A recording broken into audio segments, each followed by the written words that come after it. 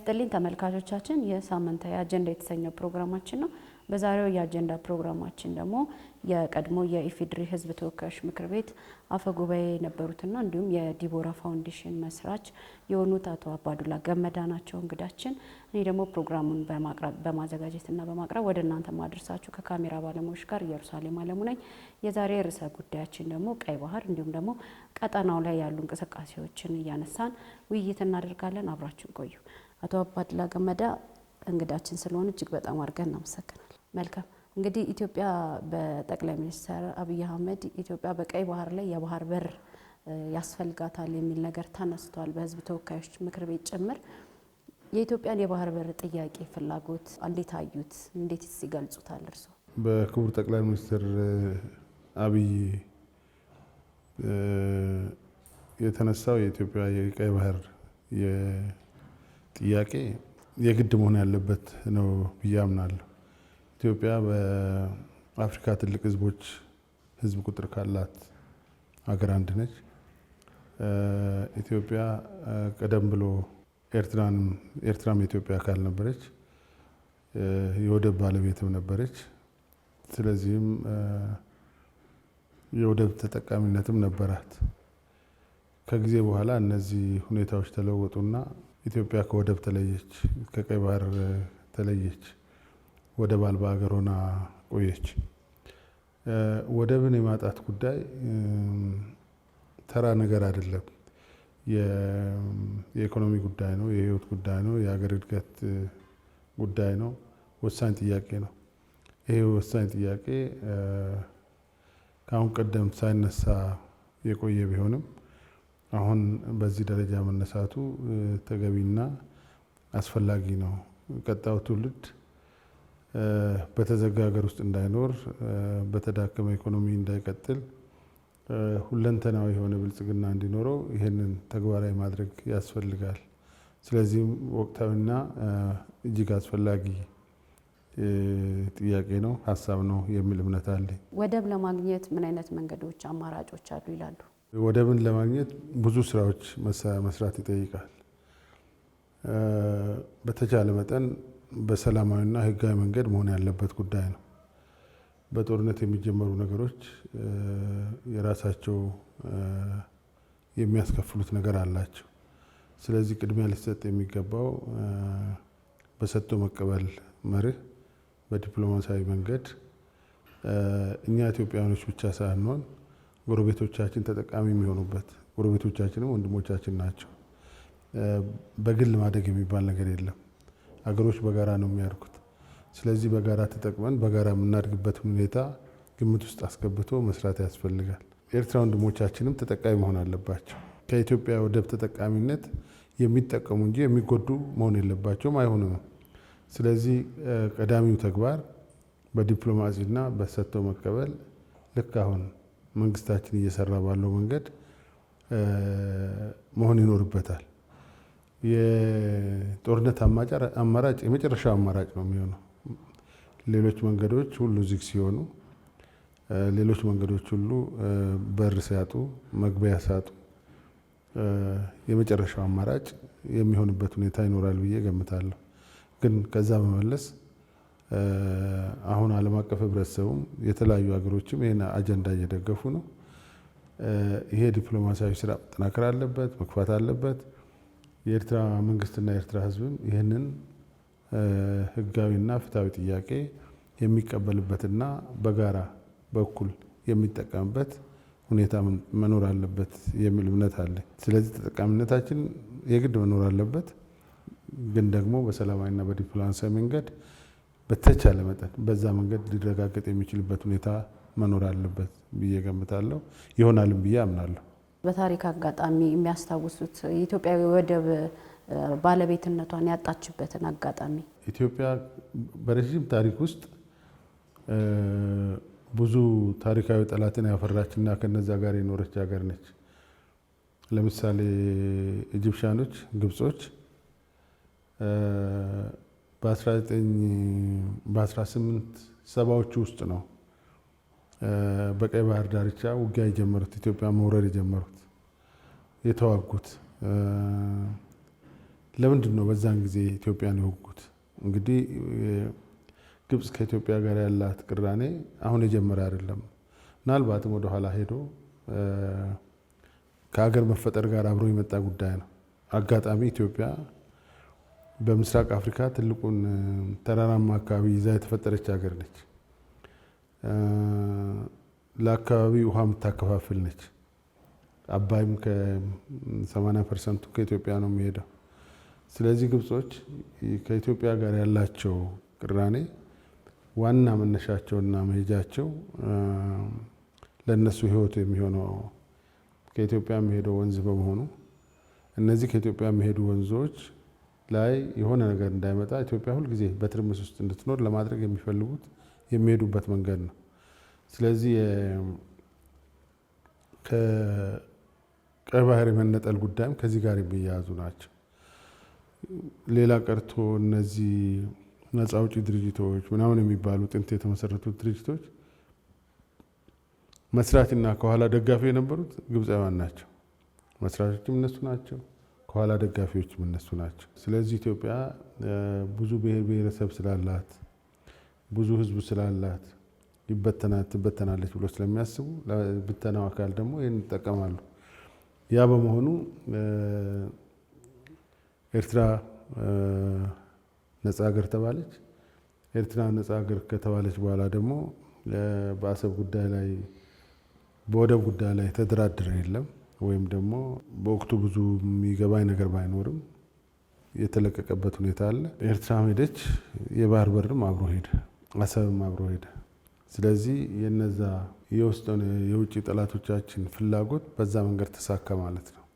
ኢትዮጵያ ከወደብ ተነጥላ ከባህር ተነጥላ የምትኖርበት እንዳትበለጽግ ወደፊት እንዳትሄድ የሚያደርግ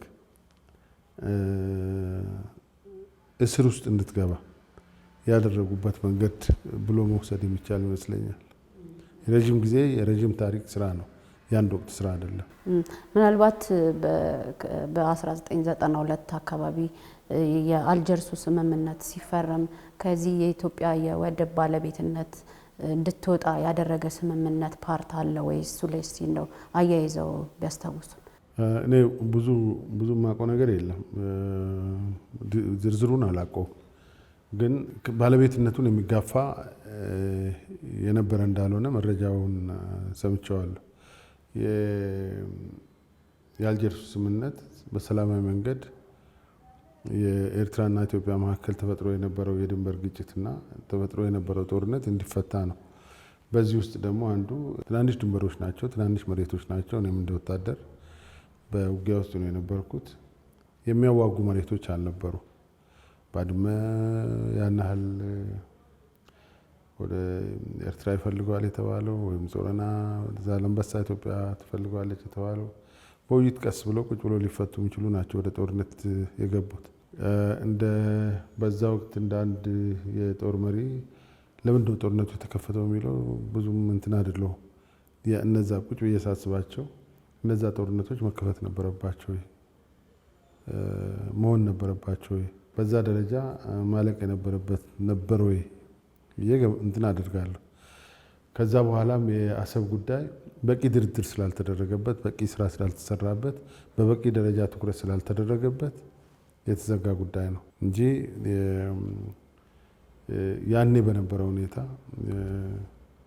በበቂ ድርድርና በቂ ትኩረት ተሰጥቶት ቢሆን ኖሮ አሰብ ከኢትዮጵያ እጅ ይወጣል ብዬ አልገምትም። ኢትዮጵያ በቀይ ባህር ላይ የሚኖራት የወደብ ፍላጎት ብቻ ሳይሆን ራሱ ባህሩን ነው እየተነሳ ያለው በኢትዮጵያ መንግስት።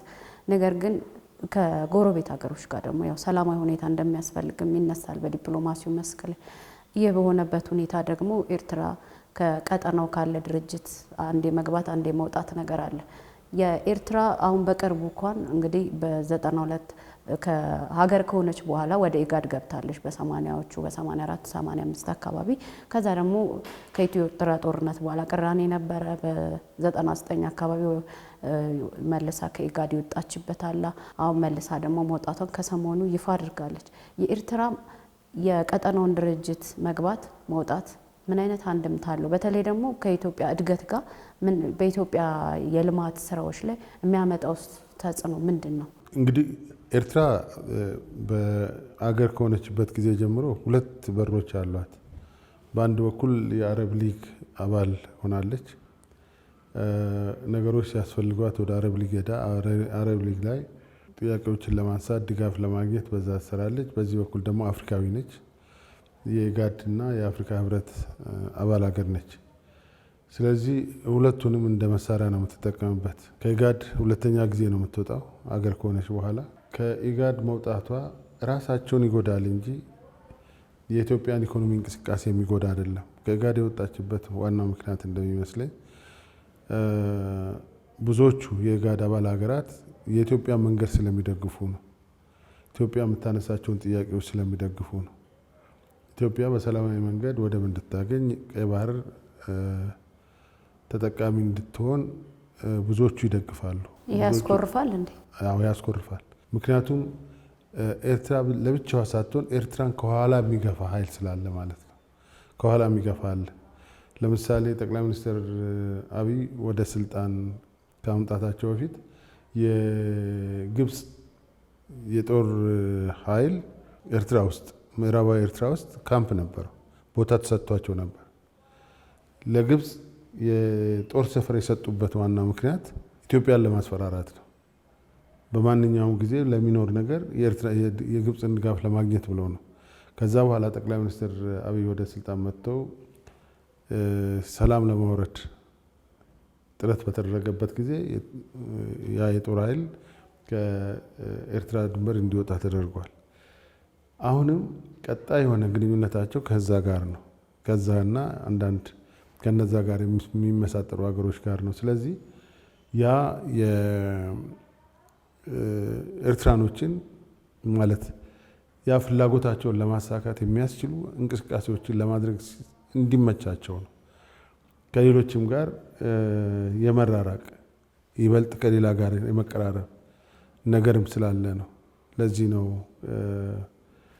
ከኢጋድ የሚወጡት። በእኔ እምነት ቢኖሩም ራሳቸው ይጠቀሙ ነበር፣ ቢወጡም ራሳቸውን ይጎዳሉ እንጂ ኢትዮጵያን የመጉዳት አቅም የላቸው። ምክንያቱም የኢጋድ እኔ አፈጉባኤ ሆኜ እስከማውቀው አሁን አላቅም ሳቅ የኢጋድ ትልቁ መሰረት ኢትዮጵያ ነች። የኢጋድ ብቻ ሳትሆን የአፍሪካ ህብረት ትልቅ መሰረት ኢትዮጵያ ነች። ስለዚህ ኢትዮጵያ ቤዛቸው ነች። ለኢጋድም ቤዝ ነች፣ መሰረት ነች። ለአፍሪካ ህብረትም መሰረት ነች። ስለዚህ የወጣ ይጎዳል እንጂ ኢትዮጵያን በዛ መንገድ የሚጎዳበት ነገር አይኖረውም። ከአንድ ትልቅዬ ቀጠናዊ ድርጅት ሲደላ መቆየት፣ ሲደላ ሳይመች መውጣት ሁለት በር አላቸው። በዛ በኩል የአረብ ሊግ አባል ናቸው። ስለዚህ ኢትዮጵያ መክሰስ ሲፈልጉ ወደ አረብ ሊግ ይሄዳሉ። ድርጅቱ ከተቋቋመበት ዓላማ ምናልባት መጀመሪያ በድርቅ የተጎዳ የቀጠናውን ሀገራት ለመደገፍ ነው የተቋቋመው። በኋላ ላይ ጊዜ ችግሩ ከተቀረፈ በኋላ ወደ ልማት ድርጅትነት ተቀይሯል።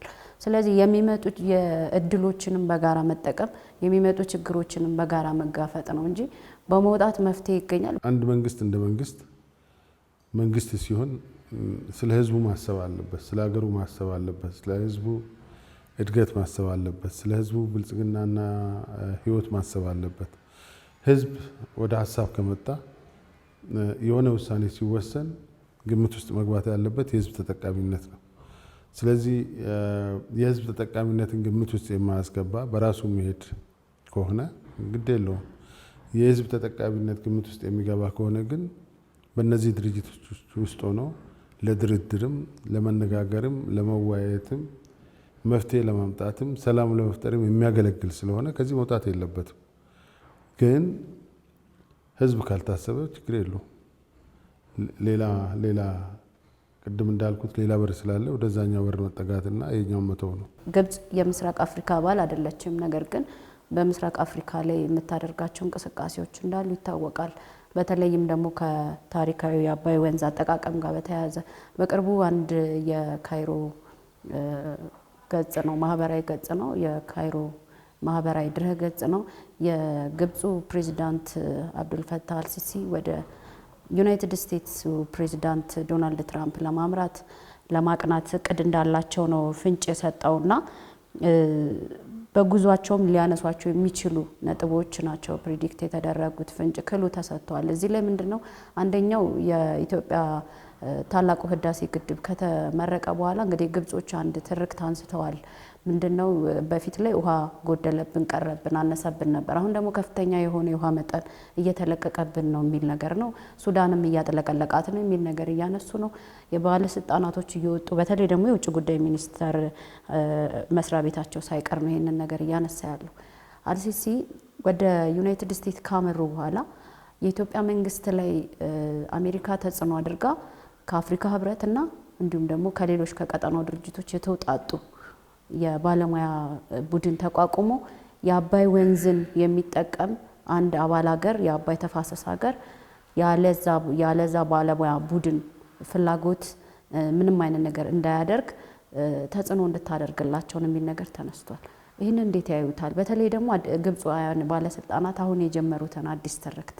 በአጋጣሚ ሆነው እኔ የምክር ቤት አባል ሆኜ የአፈጉባኤ ሆኜ የፐብሊክ ዲፕሎማሲን ቡድን መርቼ ወደ ግብፅም ወደ ሱዳንም ሄጃለሁ። በአባይ ጉዳይ ኢትዮጵያ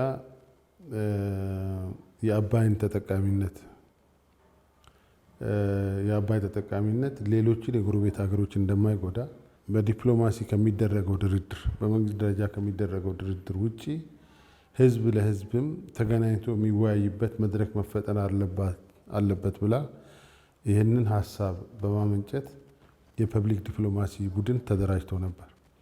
ይሄ የህዝብ ለህዝብ ግንኙነትን ለማጠናከርና ጉዳት እንደማያደርስ ለማረጋገጥ ከተለያየ የህብረተሰብ ክፍል ከሃይማኖት አባቶች፣ ከታዋቂ ምሁራኖች፣ ከማህበራት፣ ከሴቶች፣ ከወጣቶች የተውጣጣ ከ60 ያላነሱ አባላትን ይዤ ነው ወደ ግብፅ ሄጄ የነበረው። በዛ ጉዞ ላይ በአባይ ወንዝ ላይ በቂ እውቀት የነበራቸው የድርድሩ አካል የነበሩ ትላልቅ የአዲስ አበባ ዩኒቨርሲቲ ምሁራኖችም አብረው ነበሩ። ስለዚህ በዛን ወቅት ሲገለጽላቸው የነበረው የህዳሴ ግድብ መኖር መገደብ እና ኢትዮጵያ የህዳሴ ግድቡ የኃይል ምንጭ ተጠቃሚ መሆን የአባይ ወንዝ በበጋና በክረምት ምንም አይነት መጉደልና ወጥቶ መፍሰስ አደጋ ሳይገጥመው በቀጣይነት ግብፅንም ሱዳንንም ተጠቃሚ ያደርጋል የሚል ነው። ይሄ ትክክለኛ በባለሙያዎች ጥናት የተረጋገጠ ነው። ምንም ነገር እንዳሌለው ያኔ ይሄ ነበር ህብረተሰቡም እንዲረዳ፣ የመንግስት ባለስልጣኖቻቸውም እንዲረዱ፣ የተለያዩ ሃይማኖት ተቋማትና መሪዎችም እንዲረዱ፣ ወጣቶቻቸውም እንዲረዱ ሰፊ ጊዜ የፈጀ ውይይት ህብረተሰቡ ስናደርግ የነበረው። አሁን ጉዳዩ የአባይ ወንዝ ስለተገደበ ከመጠን በላይ ፈሶ ያጠፋናል ወይም ደግሞ ይጎዳናል አይደለም። በፊት አባይ ከተገደበ ተጠቃሚነታችን ይቀራል ነው። አሁን ደግሞ ሌላ አጀንዳ ነው። ሁለቱም አጀንዳ ውሸት ነው። ዋናው አጀንዳ ኢትዮጵያ የራሷን የተፈጥሮ ሀብት ተጠቅማ እንድትለማ ያለመፈለግ። ይሄ ደግሞ ዛሬ ሳይሆን ከዘመነ ፈርዖን ጀምሮ የነበረ ለሺህ ዓመታት የቆየ መንግስታት እየተቀየሩ በመጡ ቁጥር እያደገና እየዳበረ የመጣ ጠላትነት ነው። ከዛ ውጭ ምንም ነገር በዚህ ጉዳይ ላይ የሚመጣባቸው ነገር የለም። ለምሳሌ እኔ እስከማውቀው ድረስ የህዳሴ ግድብ ኢትዮጵያን በመስኖ ተጠቃሚ አያደርግም። ሱዳን ድንበር ላይ ነው ያለው። ጉባ በጣም ቅርብ ነው ለሱዳን ድንበር። የበለጠ ከዛ ተጠቃሚ የሚሆነው ሱዳን ነው። የበለጠ ከዛ ተጠቃሚ የሚሆነው ግብፅ ነው። አመቱን በሙሉ ሳይዛባ ውሃ እንዲወርድላቸው የሚያደርግ ማለት ነው። ጥቅማቸውን የሚያረጋግጥ ነው። ያኔ በግልጽ የነገርናቸው ነገር ምንድን ነው?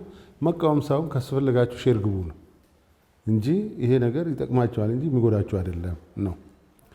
የላይኛው ተፋሰስ ሀገሮችም ይህን ስላመኑበት ነው በተጠቃሚነት ዙሪያ በጋራ የፈረሙት። ግብጾች ናቸው ሳይፈርሙ እስከ መጨረሻ የቆዩት። ስለዚህ ይሄ ይለወጣል ብዬ አላምንም። የሚለወጥ ነገርም አይደለም። አብቅቶለታል። ያበቃ ጉዳይ ነው። የህዳሴ ግድብ አብቅቷል። ያበቃ ታሪክ ነው። አሁን ስለሌላ ነው መወራት ያለበት እንጂ የህዳሴ ግድብ እንዲሁን የሚለው የሚሰራ አይደለም። ኢትዮጵያ ሌሎችንም ትገድባለች። ይህን ሁሉ የተፈጥሮ ሀብት እያላት የኢትዮጵያ እናቶች በጨለማ ውስጥ መኖር የለባቸው። የኢትዮጵያ ገጠሮች በጨለማ ውስጥ መኖር የለባቸው። በትልቅ የብርሃን እጦት መጎዳት የለባቸው። ስለዚህ መጠቀም አለባቸው። ይሄ ለኢትዮጵያ ብቻ አይደለም። ለምሳሌ ኬንያዎች አሁን እየተጠቀሙ ነው። ጅቡቲ እየተጠቀመ ነው። ሱዳኖችም በተወሰነ ደረጃ ኃይል ያገኛሉ። ምናልባትም ሌሎች እስከ ሞሮኮ ድረስም ኃይል ሊያገኙ ይችላሉ ለወደፊት። ስለዚህ ኢትዮጵያ ኃይል አመነጨች ማለት ኃይሏን እዚሁ ታቆያለች ማለት ሳይሆን ለሌሎችም እያከፋፈለች ሌሎችንም ተጠቃሚ እያደረገች ትሄዳለች ማለት ነው። ይህ ስለሆነ የኢትዮጵያ መንግስት እሳቤ ለብቻችን ተከበን ራሳችን አንድ ቦታ እንድረስ ሳይሆን በጋራ እንደግ፣ በጋራ እንጠቀም፣ በጋራ እንደግ፣ ሰላማችንን በጋራ እናስፍን አይነት ነገር ነው። ግብጾች ከዚህ ውጪ ናቸው ያሉት። አሜሪካኖች እዚህ ውስጥ ይገባሉ ብዬ አላምንም። ይሄን አድርጉ ይላሉ ብዬ አላምንም። ምክንያቱም ኢትዮጵያ በአፍሪካ ቀንድ ላይ ትልቅ ተጽዕኖ ያላት ሀገር ነች። ለምሳሌ ኢትዮጵያ ባትኖር በአፍሪካ ቀንድ ሀገራት በተለይ በሶማሌ በምናምን የተፈጠረው የአሸባሪ እንቅስቃሴ ዓለምን ያተራምስ ነበር። የኢትዮጵያ መኖር ኢትዮጵያ ጠንካራ ሀገር በመሆኗ ኢትዮጵያ ጠንካራ የሰላም አስከባሪ ኃይል ወደ እነዚህ ሀገሮች በመላኳ ኢትዮጵያ በሰላም አስከባሪ ኃይል አማካይነት እነዚህን አካባቢዎች በመደገፏ ዓለምን በመደገፏ ነው ከባባዊ ሰላሙ የቀይ ባህር ሰላም እየቀጠለ ያለው። ስለዚህ አሜሪካኖች ሞኞች አይደሉም። አሜሪካኖች ብሔራዊ ጥቅሞቻቸውን በሚገባ የሚረዱ ናቸው። በሚገባ ተረድቶ የሚሰሩ ናቸው። እርግጥ ከግብፅም የሚፈልጉት ነገር አላቸው፣ ኢትዮጵያንም ይፈልጓታል።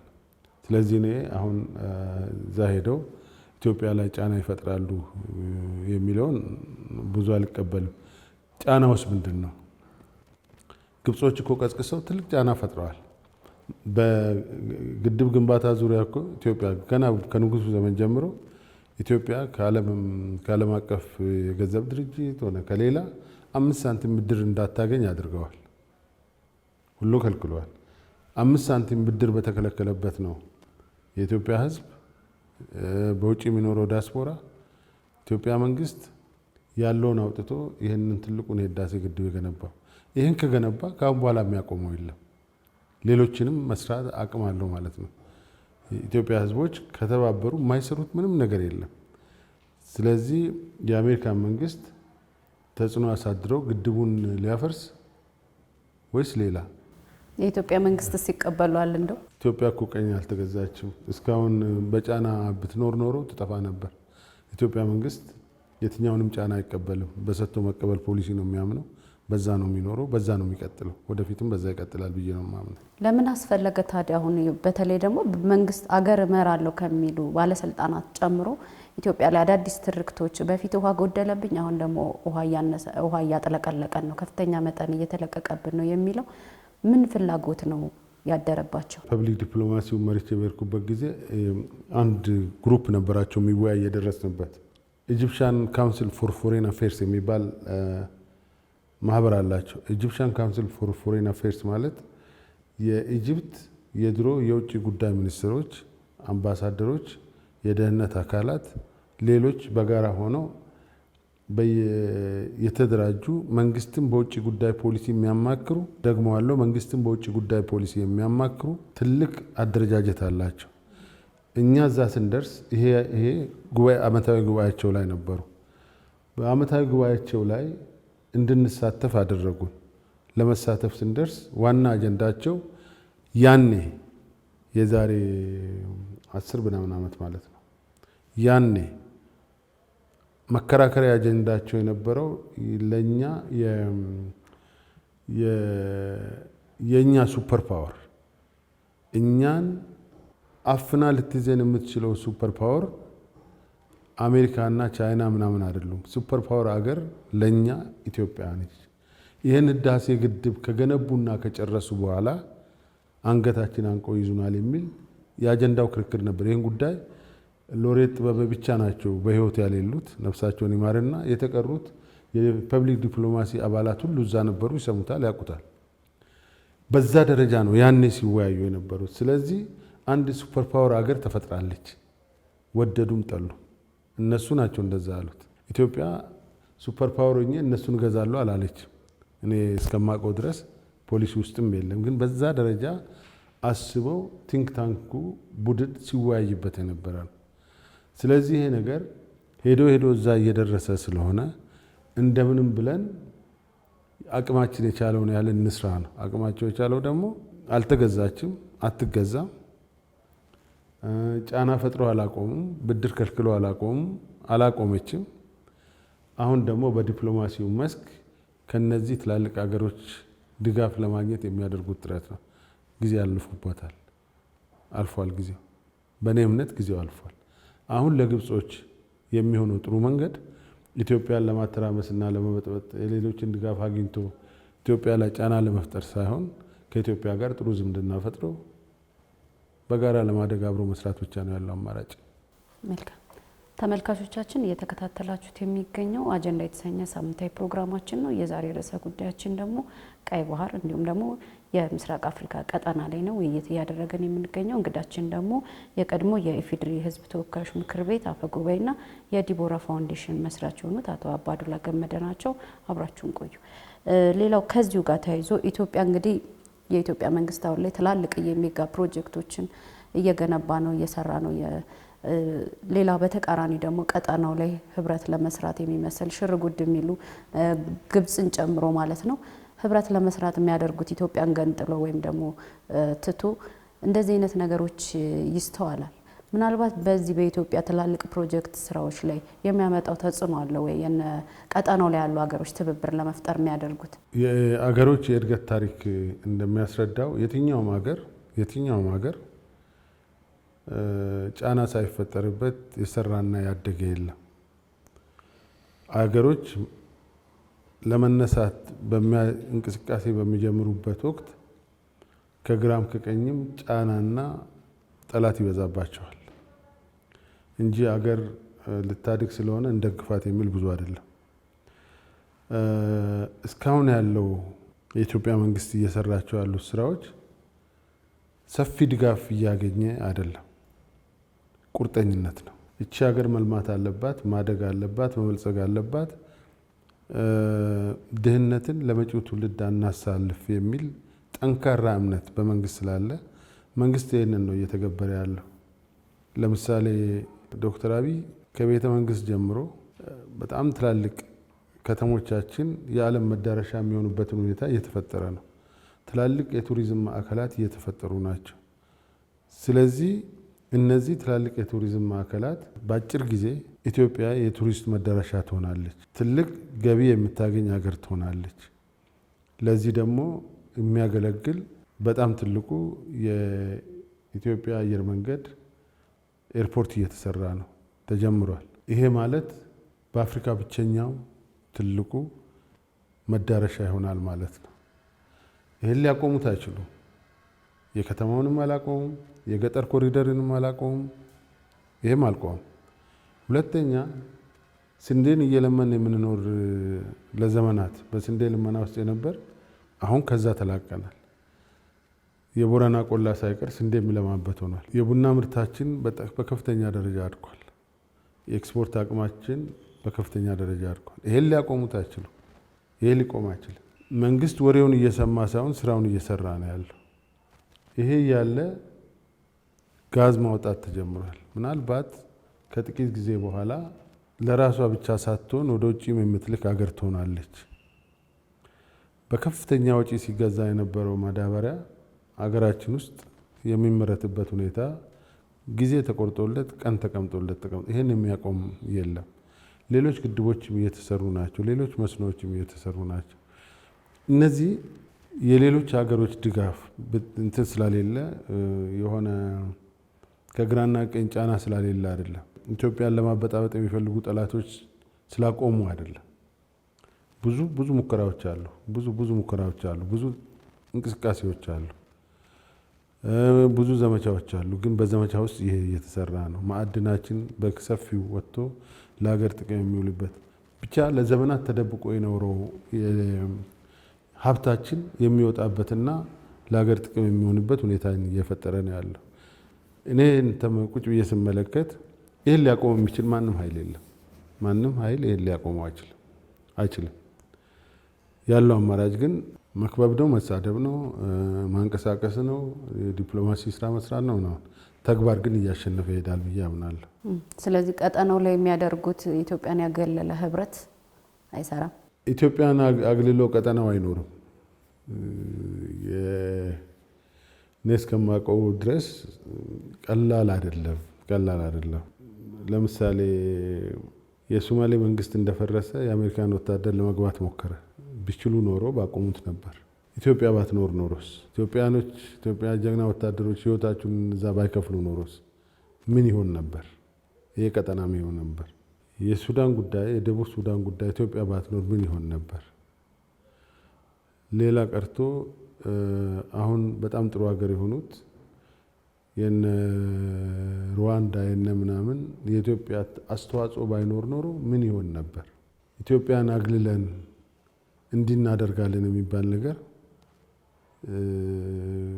አይመጣም። ለነገሩማ እኮ የአፍሪካ ዩኒየንን ከዚህ እናውጣ ብለው ነበር። ግን የአፍሪካ ህብረት መስራች ሀገር ኢትዮጵያ ነች። እነ ንጉሥ ኃይለ ሥላሴ ናቸው በወቅቱ ከትላልቅ የአፍሪካ መሪዎች ጋር ሆነው ይህንን ህብረት የመሰረቱት።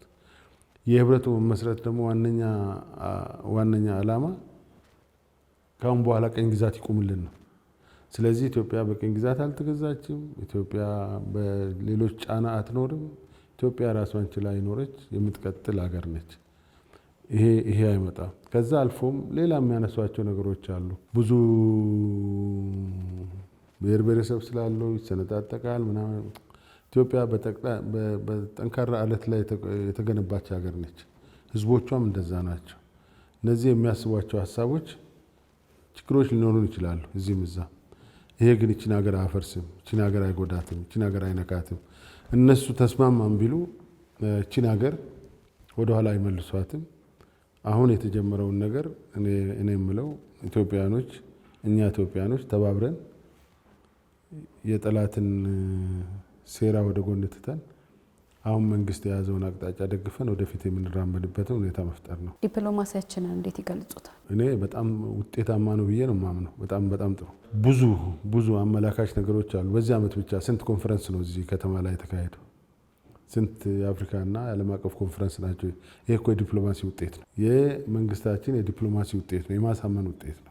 ስንት ኮንፈረንስ ነበር ሀገራችን ላይ የነበረው? ህንድ ማለት በጣም ትልቅ ከሚባሉ ሀገሮች አንዷ ነች። በዓለማችን በህዝብ ቁጥርም የመጀመሪያዋ ናት። በህዝብ ቁጥርም በኢኮኖሚም ትልቁ ሀገር ነው። ከሌሎች ትላልቅ ሀገሮችም ጋር ያለው ግንኙነት በጣም ትልቅ ነው። የብሪክስ አባል መሆኗን ጨምሮ እስቲ እሱ ላይ የተወሰነ ነገር ቢሉ። የዲፕሎማሲ ውጤት ነው። የብሪክስ አካል መሆንም የዲፕሎማሲ ውጤት ነው። ከትላልቅ ሀገሮች በኢኮኖሚ ትላልቅ ከሆኑ አገሮች ተርታ ትሰልፋለች፣ እዛ ገብታለች። ካሁን በኋላ የሚያቆማት ምንም ነገር የለም ማለት ነው። ስለዚህ እሱም የዲፕሎማሲ ውጤት ነው። ዲፕሎማሲያችን በከፍተኛ ደረጃ እያደገና በሚገባ እየታየ እየሄደ ያለ ጉዳይ እንደሆነ መመልከት የሚቻል ይመስለኛል። ጠቅለል አድርገው አሁን ያለውን የኢትዮጵያን የልማት እንቅስቃሴ እንዴት ይገልጹታል? አሁን ያለው የኢትዮጵያ የልማት እንቅስቃሴ በጣም ትልቅ ተስፋ የሚሰጥ ነው። በጣም ትልቅ ተስፋ የሚሰጥ ማለት ብዙ የተቀበሩና የተደበቁ ማንም ያላገኛቸው ሀብቶች ናቸው አሁን እየወጡ ያሉት። ኢትዮጵያ ተረጂና ለማኝ ሳትሆን ዜጎቿ ስራ ፈላጊ ሆነው ወደ ስደት የሚሄዱ ሳይሆኑ ለምተው አድገው ሰርተው የሚኖሩባት ምናልባትም ሌሎች ወደ ኢትዮጵያ የሚወጡባት አገር እንደሆነች እያሳየ ያለ በጣም ጉልህ የልማት ስራ ነው። ወሬ አይደለም፣ ተግባር ነው። በተግባር እያየናቸው ያለነው ጉዳይ በጣም ትልቅ ነው። ሌላ ቀርቶ የአዲስ አበባ ከተማን ጨምሮ በከተሞቻችን የምናያቸው ለውጦች በ2-3 ዓመት ይመጣሉ ተብሎ የሚጠበቁ ለውጦች አይደሉም። እኛ እዚህ ስላለን ብዙ አንደነቅበትም። ከውጭ መጥቶ የሚያየው እንግዳ ተደንቆ እንዴት መጣ እንዴት ታየ ብሎ ይሄዳል። ቅድም የገለጽኳቸው የትላልቅ ሜጋ ፕሮጀክቶች የልማት ውጤቶች ናቸው፣ ትልሞች ናቸው። እነዚህ ሁሉ በጋራ ተደምሮ ምናልባት በሚቀጥሉት ጥቂት ዓመታት ኢትዮጵያ ሌላ ደረጃ ላይ ትወጣለች ብዬ አምናለሁ። ስለዚህ ትልቅ ተስፋ ያላት ሀገር እንደሆነች በሚገባ ያሳየ ነው። መልካም። በተለይ ደግሞ አሁን በከተሞች የተጀመረ የኮሪደር ልማት አለ። ከተሞች በፊት የነበራቸውን ገጽታ በተለይ ንጽህናቸውን በጣም የሚጠብቁበት ደረጃ ነው ያለው። በየመንገዱ መጸዳጃ ቤቶች ዘመናዊ እየተገነቡ ነው። ከዚህ ቀደም በነበረ እርስዎም በነበሩበት የመንግስት ስርዓት ለምንድን ነው እንደዚህ የከተሞች ልማት ያልተጀመረው? ሁሉ ስራዎች መሪ ያስፈልጋቸዋል። ቪዥነሪ መሪ፣ እይታ ያለው መሪ ያስፈልጋል። ራዕይ ያለው መሪ ያስፈልጋል። የዛ የአመራር ውጤት ነው አሁን እየተሰራ ያለው ስራ። ጉዳዩ መንገድ ንጹህ መሆኑ ምናምን አይደለም። ከዛ በላይ ጥልቅ የሆኑ ነገሮች አሉ። በጣም ብዙ በተበላሸ መንደር ውስጥ የሚኖሩ ኢትዮጵያኖች የተሻለ ኑሮ የሚያገኙበት፣ የተሻለ ህይወት የሚኖሩበት፣ የተሻለ ቤት የሚያገኙበት ሁኔታ እየተፈጠረ ነው ያለው። ጉዳዩ ቀላል አይደለም። ለዘመናት የኖረውን ነገር ባንዴ ጨርሶ ሁሉንም የጥሩ ቤት ባለቤት ማድረግ ይቻላል ማለት አይደለም። ግን ደግሞ የተጀመረው ነገር ቀላል አይደለም። ለምሳሌ አሁን በመንግስት የተያዘው እቅድ እንደሰማሁት ከ1.5 ሚሊዮን በላይ ቤቶችን መስራት ነው። በቅርቡ ከንቲባ ወይዘሮ አዳነች የመሰረት ድንጋይ ያኖሩት 26,000 ቤቶች ለነዋሪ ነው። ሌሎች ሪል ስቴቱ ምናምኑ እንግዲህ አሁን የከተማውን ኮሪደር ልማት ስንመለከት በኔ እይታ መንገዶች ማማራቸው ብቻ ሳይሆን ዜጋው የሚኖርባቸውን ህይወት የመቀየር ነገር አብሮ መመልከት የሚገባ ይመስለኛል። ይሄ ትልቅ ተስፋ በሚሰጥ መንገድ መሄድ አዲስ አበባ ብቻ ሳይሆን ጅማ ቢኬድ እንደዛ የሆነ ነው ያለው። አዳማ ቢኬድ እንደዛ፣ ባህር ዳር ጎርጎራ ቢኬድ፣ ጅጅጋ ቢኬድ፣ አርባ ምንጭ ቢኬድ እንደዛ ነው እየሆነ ያለውና ይሄ የአንድና የሁለት ቦታ ሳይሆን ሁለንተናዊ ለውጥን እያመጣ ያለ ጉዳይ እንደሆነ መመልከት የሚቻል ይመስለኛል። ይሄ ለዘመናት የኖርንበትን የእርስ በርስ መጨቃጨቅና ያን ከዛ መላቀቅ ነው። አገር ደግሞ ባለቤት ትፈልጋለች። ቪዥን፣ እይታ ያለው ይሄን መስራት አለብኝ፣ ለዚህ ሀገር ይህን አድርጌ ማለፍ አለብኝ የሚል ቁርጠኝነትን ትጠይቃለች። ስለዚህ አሁን ቁርጠኝነት ያለው መሪ አግኝታለች። በቁርጠኝነት ወደፊት ትቀጥላለች ብዬ አምናለሁ።